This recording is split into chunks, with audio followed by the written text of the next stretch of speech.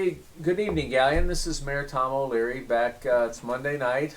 Want to talk about a couple of things and then see if we have some questions. In the grand scheme of things, every little bit of grant money really helps out, and in the grand scheme of development, each little project fits together to make, in my mind, a composite of setting the table for and trying to encourage growth in the community. So late last Friday, I got a phone call, and it was an acknowledgement or a notification, probably is a better word, that the City of Galleon, through the Transportation Improvement District, the TID, had been awarded $150,000 to go towards a left-hand turn lane at West Brant Road. I think finally,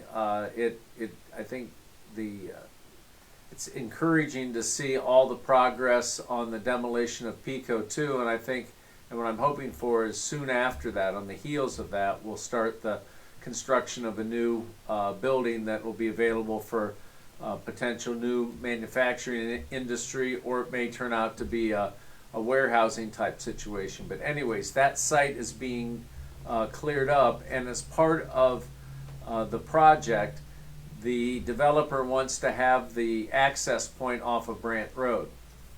Heck, the city wants the access point off of Brant Road, and by removing the 598, kind of the historic or traditional place that all the employees, customers going into Pico 2, and customers as in salesmen or things like that, going into Pico or later on Pico 2, that access point was always off 598. It was real close to Brant Road. So as Brant Road and 598, that whole area of Galleon continues to grow in terms of transportation, daily vehicles traveled.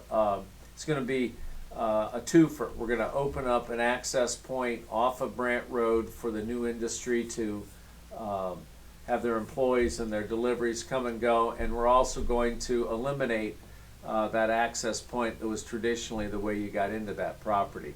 So those two elements, along with about 50% of the funding that we're going to be required, or going to be necessary rather, to build this project, all of that happened last week. So we have a design, we have a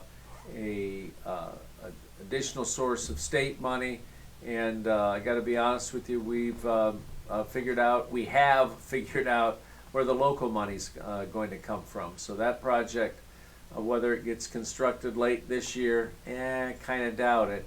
What we might do, given that we have a set of plans ready to bid, is we may bid this late this year and see if we can't get some beneficial, some favorable bidding, if you will, on the project, because we're bidding it late in the year, and it gives the contractor something to start up early 2020 working on. So that's really the announcement.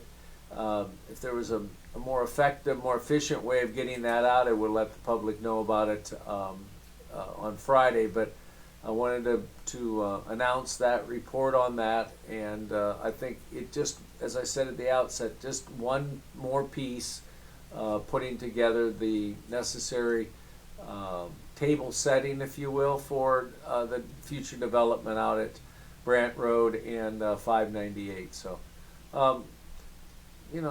nice small step forward, that and a few more steps, and we'll really begin to see the potential of development out there. So that's a major thing. I spent the weekend, kind of maybe what mayors in small towns do, driving around, enjoying the new pavement where where the contractor's been at, and for absolutely think it's going real well. Contractors' work looks, from this semi-knowledgeable eye, looks really solid, and so until we're in a situation where every street's been paved in the last 3 or 4 years, you're going to see sections of roadways even in town, blocks that are in good shape on particular streets, and then blocks that are going to be needed to be put on the list for next year. But it was good to get out and around and take a look at those streets.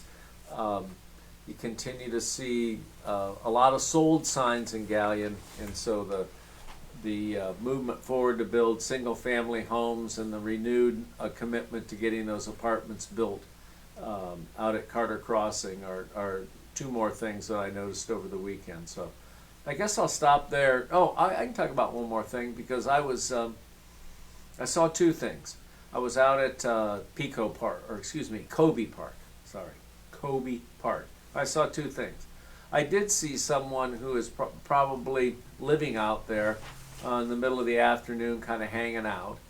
And it brought to mind the need to collect our thoughts as a community about some sort of small community shelter, community center, short-term place for folks without a permanent place to live. So, it's a new council is first of all elected in November and then takes office in November. We'll see if in that new mix of council members, if there's perhaps some interest in moving forward in trying to put together some sort of facility that people who are chronically out of housing, homeless, if you will, have a place to sleep. But that's not the main thing that I noticed at Kobe Park. What I noticed was they must have been out there this weekend mowing or something, or not weekend, but late in the week, because it was really well maintained, and it gave me a chance to really see that the dog park that we hope to get constructed out there yet this year really is the beginning of what could be future development out there. So I think I've acted like maybe a creep on this show or on this live stream, talking about my lack of belief in Kobe Park's future and whatnot. I was wrong. There are some things that can be done out there that won't require a lot of expense that would make a dog park a really nice asset. And for those, when I imagine as many folks that haven't been out there was a guy sleeping at the corner of the woods and a guy sitting under the shelter. If there's electric, he's probably like charging a cell phone. Wasn't much activity there, but our hope is with the creation's not the right word, with the putting up the fence and allowing dogs to come out there. I think there'll be more to the dog park than that, but with that dog park, we'll see if we can't make a little more of that Kobe Park area. So, among the things you see when you get around town are paving and the upside potential of parks in the community. I'm going to rattle on one more second. My wife and I went to out just about the last day at the Splash Park, and so I had a chance to talk with the person that was the attendant there. It was a real nice person. I don't think she really realized that where the Splash Park used to be a swimming pool, and that where she was sitting was a baby pool. My wife's been all summer when we've been to the Splash Park, she's saying, you really ought to put a baby pool out here. That'd be a nice addition. And, like that blind squirrel, she came up with a really good idea. I think that's something that we can begin to discuss at the committee level, and, maybe see us as a potential working that in to the improvement of the Splash Park over the next couple of years. So she's neither blind nor a squirrel, but I just thought that was a sort of not a nasty, but kind of a poor attempt at being funny. Anyways, upside potential in the parks. You go look at East Park. I saw a few things. Matt Eckelberry and I have been talking a lot about it and getting ready to get the projects divided up so that we can award them, bid the ones that need to be, and award them the other ones. And get a better idea of what kind of backstop that we would need out there. And by moving the dugouts a little closer to home plate, we can probably reduce the one, particularly those folks familiar with East Park, the first base dugout sets down the right field line quite a bit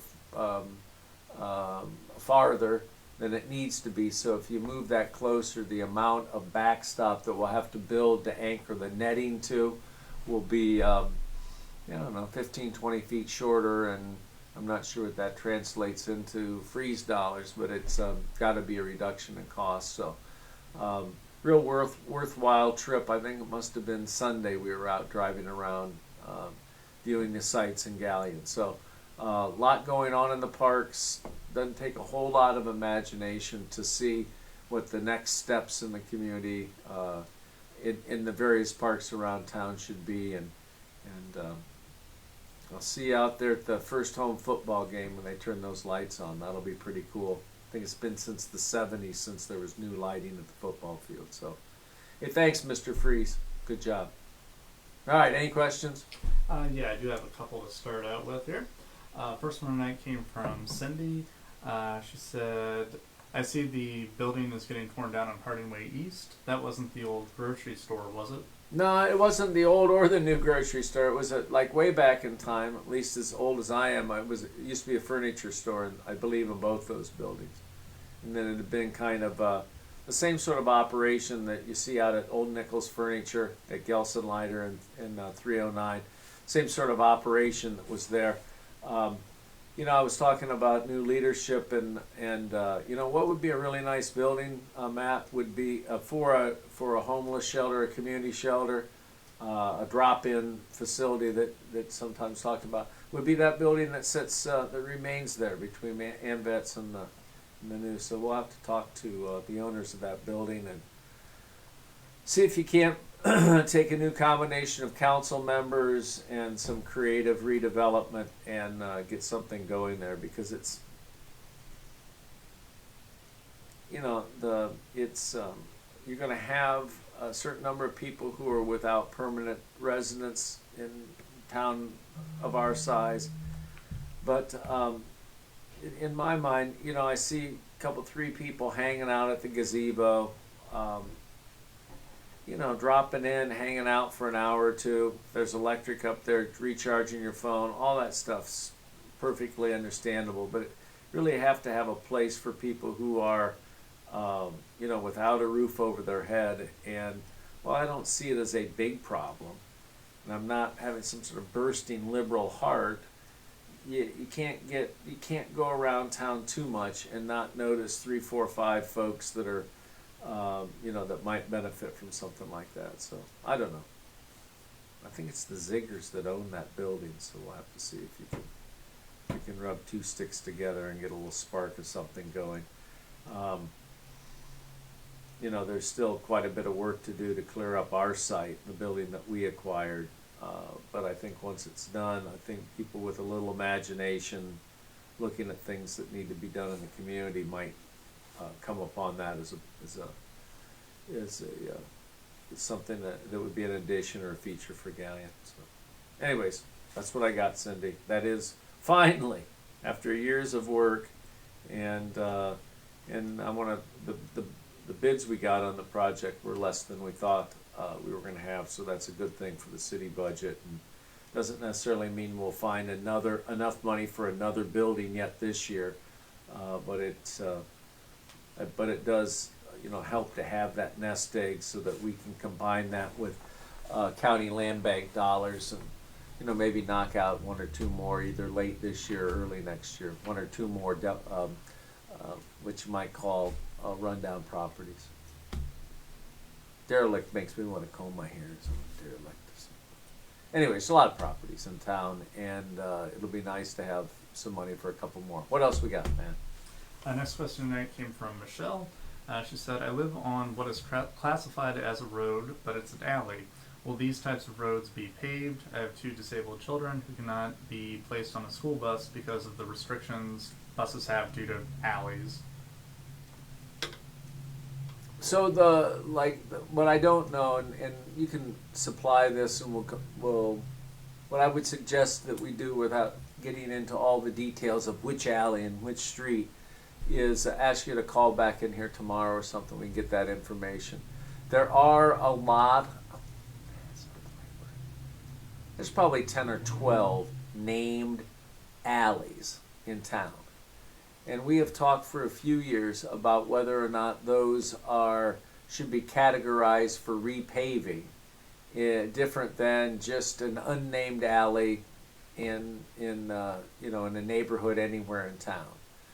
So I'd like to know, what this alley that's actually a street, if they have a mailing address, I tend to agree with you that we've got to treat those different than we treat just your unnamed access alley that has people's back of their house, their garage, and maybe the garbage truck going down. It's a little bit different than an alley that's 2 or 3 blocks long with either, let's say, an apartment complex on it, or 3 or 4 streets whose street address is that alley. So I'm sorry, the first name slipped me, but Michelle, let us know where you live, and we'll continue the discussion. The issue of paving alleys, I don't even feel real good about the condition of all of our surface streets. Much less feel great about the alleys. A couple years ago, we paved the alleys that run east and west 1 block away from Harding Way, and for the most part, it really improved the condition of those alleys. But there are a couple of chronic wet spots where the surface of the road sets below where the stormwater drain is, and as a result, you have this major ponding. And so, when you begin to look at alleys, I guess is my point, and begin to really seriously look at fixing them, we begin to get into some pretty significant money. So from Michelle's point of view, that's why her street or others, never make the list or fall off the bottom of the list. So I'm aware of the situation. I haven't been doing a whole hell of a lot about it, but we probably need to look at those as best we can to try to stop the chronic drainage problems in our alleys, and then look at some of these named alleys. If I sit here for 2 or 3 minutes, I can start listing a whole bunch of them. But I think the best way to proceed, Michelle, is to get us your address, and we can see if it's one of ours. I think a few years ago we did Zimmerman, the Seventh-day Adventist Church. Is almost impassable. Ginther Court, behind it, if you will, to the south, runs east and west. Oh my Lord. So there are alleys much like you're talking about. We don't do a tremendous, I guess not to say we've ignored them, but we have not focused on them. Long answer to say we'll try to do better. Let us know where you live. Okay, thanks, Mayor. Yep. Next question tonight came from Matt. He asked, can the city purchase the empty lot where the Old North School used to be? It would be nice to have a simple park with a few benches, maybe even a small pond. Yeah, I saw that thing spin up. I love everything, Matt, except the pond.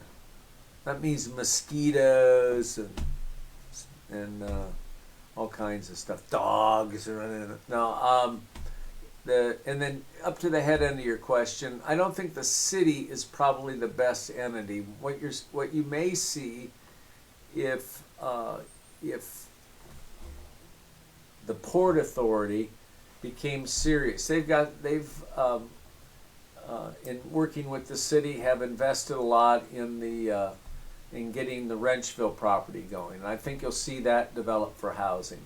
I think last week, one day or the other, there was a conversation on Facebook about what to do with North School. I think the for sale sign went up on the property, and that sparked some conversation. My trek around Galion the other day, I went and looked at that. I really think there's probably 5, 7 at least lots that could be developed for housing. So I wouldn't say no to what I describe as a pocket park.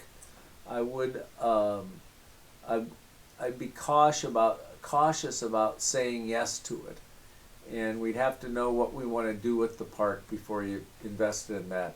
I noticed one of the postings, I can't remember who it was, I think it was a she, and the individual pointed out all of the additional maintenance costs that you would get into in maintaining even a small 5-acre spot like that. So,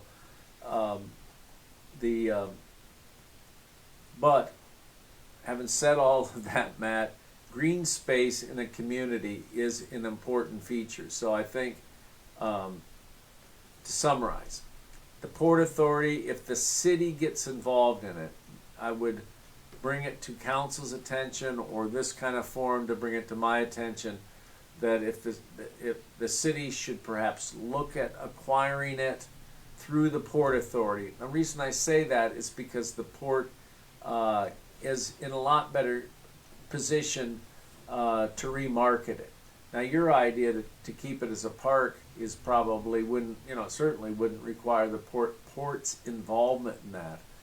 But there are a lot of other folks who look at that property as having potential for at least partial development of housing. And I think that all, like every neighborhood, it's contingent on, well, what kind of housing is going to get built there. So I don't want to get out ahead of ourselves, but certainly notice that that's available. It's on the market now, and I think we'll see what the market does first, and then see if there's the potential for the port or some other ownership to take it over. So, good question. Okay, thanks, Mayor. What do we have? 7 or 8 parks? I was driving around the other day counting them, sort of thinking about them. For a community our size, we have a number of parks. Certainly some are larger and have more usage, but that'd be the last thing I would want to be cautious about is a park that small with no immediate parking now, and then the need to maintain it, have something to do there other than just walk your dog there. So anyways, I appreciate the conversation. We'll see what happens. We definitely need more lots for residential housing, so we'll see how it goes. All right, what else we got? Next question tonight came from Tina. She asked, how do you go about getting an alley closed off? The shortest version of it is look up and look down before you take another step, before you even talk to your neighbors. And what I mean by look up, is there a utility line in the alley, near the alley? There are a couple spots in town where alleys were closed, maybe 20 years ago, something like that. Oh my gosh, what a pain in the neck to maintain them, because we have electric lines back through there. We have easements as the city, but they've sort of reverted back to private ownership. So getting in there to do an emergency repair, any kind of major maintenance upgrade is trouble. When you look down, same thing. We have alleys closed where we have sewers in the alley. It really is difficult to access that, although most of the time we have an easement. It is not. It's so that's where to start. Next thing you want to do is contact all the adjacent property owners. Make sure they're all interested, meaning the other half of the alley. And if the neighbor doesn't want the other half, then you might want to affect acquiring all of that area.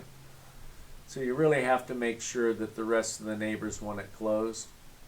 And then you start by approaching the planning commission, make a request.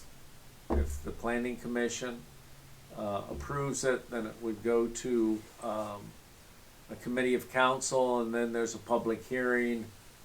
After those 2 steps, there's an ordinance, and if all of that goes well, everybody agrees the alley should be closed, no one disagrees without a good reason, then that's kind of a real simplified A to Z of how you get an alley closed. But I think the caution is make sure there aren't any utilities in the alley, because that complicates the process and may be a deal killer after you spend a lot of time looking at some other things. So, all right. What else we got? Okay, I just had a new question coming Please. from Matt. Any update on efforts to recruit new employers? Well, that's the whole purpose of demoing the Pico 2 building. I'll give you a list of some leads. I think is to demolish that, build a new building in its place so that we can legitimately attract. Sometimes when people say new employers, at least in a town like this where the history has been manufacturing, or maybe it's my knucklehead where I think new employers, that means manufacturing. Fully recognizing that the biggest employer in the community is in the medical providing area or sector. But anyways, in terms of new industry, that's the idea of demoing the old Pico 2 building, putting up a new building that is state-of-the-art, and I really think based on its location, the kind of community that Galion is, we'll be able to compete successfully for bringing in new employers there. In something other than manufacturing, you'll have Bueller's coming in. They may employ 65 people, probably 30, 40 full-timers, and then a mix of part-time staff. So while that's not for everyone, it is certainly for some people, and so overall, I think that's it's a big step forward for Galion. So in those two areas, I think trying to set the table for new industry at the north end of town, and getting a grocery store in town are two decent examples. I'm not sure, Matt, what else. I continue to hear in conversations with the employers that I interact with that they're still trying to get people to work, trying to get people to be there for the jobs that they have or the small growth that they have going on. So all of those things are I think worth mentioning as it relates to new employers. Last thing I would mention, I don't think we talked about this before, and it's a little bit inane. It's a little bit governmental. You have to know the right words and the right programs and whatnot. But Galion was for the last 3 or 4 years, there have been employers in town who have been really benefited from something known as hub zones. And historically, unemployed business, I'm not even sure what hub is. I won't try to make it up. There were 4 or 5 hub zone businesses.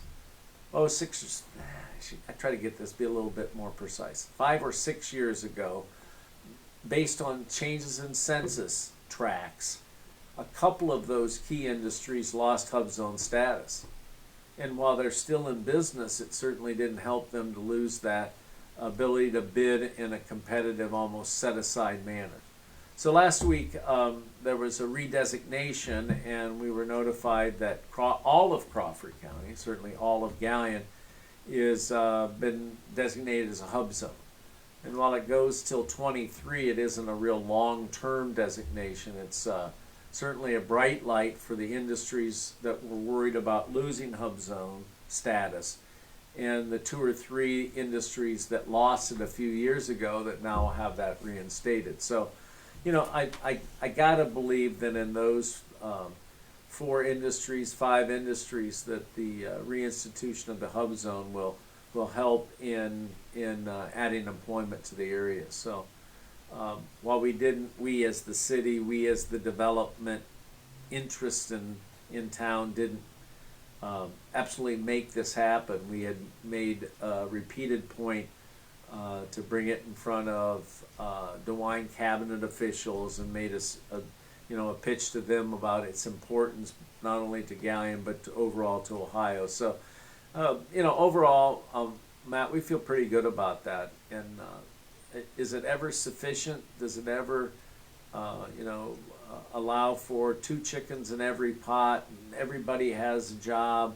No, it doesn't, but there's certainly in that list that I gave some potential for new manufacturing, some real immediate service jobs, and then I really think the reinstitution of some manufacturing jobs in those former hub zone businesses and those that maintain the status and can only plan on growing. So I don't know. I thought that was a good answer. Crowd wasn't going wild on that one. Anything else, Matt? I mean, you can. I mean, this Matt or the Matt that asked the question, I think it's a really good question. I think sometimes until there are results, you don't know what anybody or what everybody is doing to make things happen. So, appreciate the question, a chance to let you know at least 3 or 4 things we've been working on to try to make things happen. All right. Thanks, Mayor. Next question I had tonight came from Cindy. She asked for an update on a grocery store.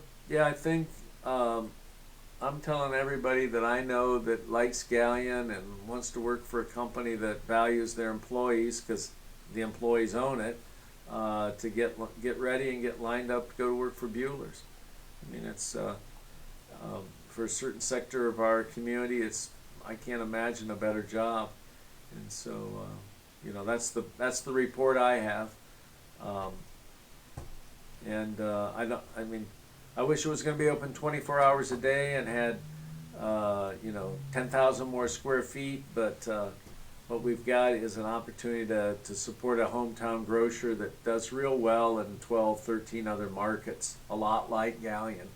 And so I'm real excited about that. So that's really the best I have.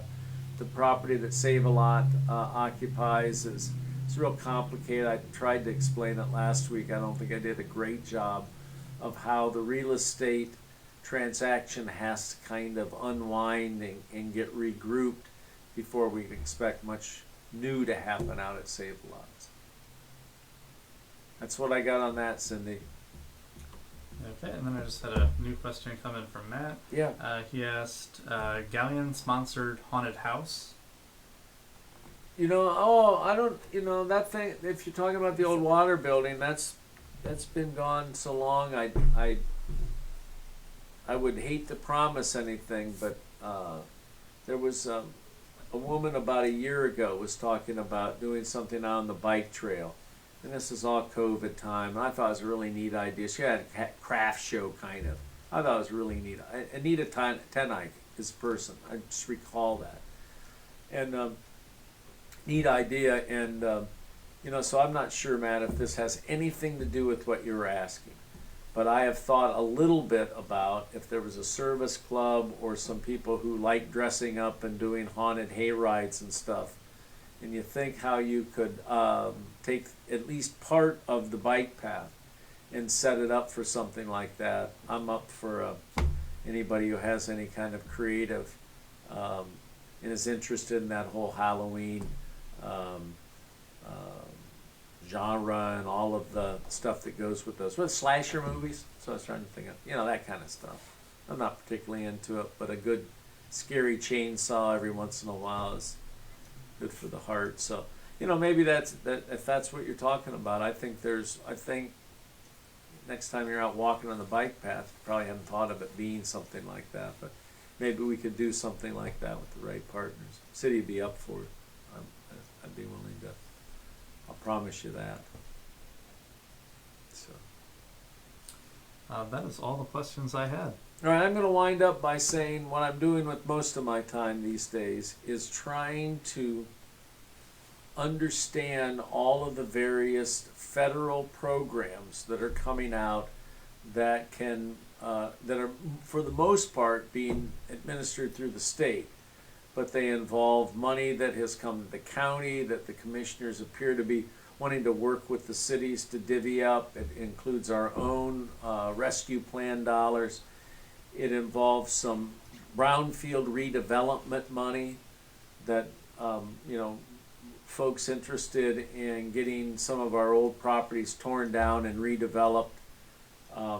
And then it also involves, major economic development money. So there are 4 or 5 different programs, and the 150,000 that I talked about earlier tonight is just a small amount, really not part of the rescue dollars, but or the recovery dollars, whatever the heck they call it.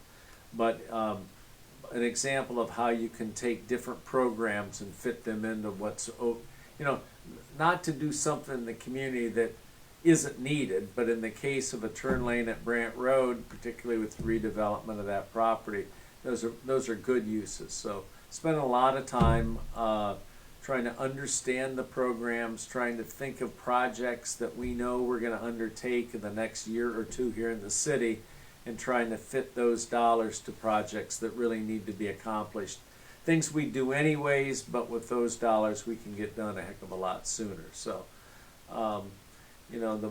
between now and the time we start working on the 22 budget, we're going to try to understand which programs work the best for Galleon, and if you will, really go for it in terms of bringing in federal, state grants that fit what Galleon needs, fits our timetable, and not get caught chasing grants that turn us in a direction that we probably didn't want to go in the first place. So, that's what one could be looking forward to over the next few months, and we'll use Monday night and other forums to report back on our success, or at least our efforts in getting things done.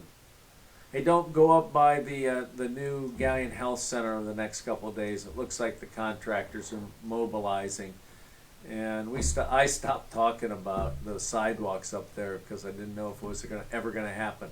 So I'm going to start talking again because I believe they started today. Demo of the old Harding Way East building, reconstruction of sidewalks. So every little bit helps, and I appreciate you all listening tonight. Good night.